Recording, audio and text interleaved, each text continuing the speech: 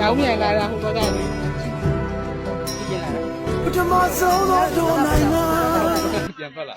ငှက်ပြတောင်းနေငှက်ကြီးကနေပြန်ပတ်လာအဖေဘယ်နဲ့ကြောက်ဒီကတော့ဟိုမှာပေါက်လေးရဟိုမှာဒီဘက်ဟိုဘက်ဘယ်သွားနှုံးနေဟိုမှာငှက်ကြီးတို့အဲ့ဂူတွင်းကဝင်သွားတယ်ဝင်သွားညာဘက်ကိုချိုးလိုက်အဲ့မှာငှက်ယူကြီးရှိတယ်ငှက်ဒီကောင်တက်မှမတက်တော့ဘူး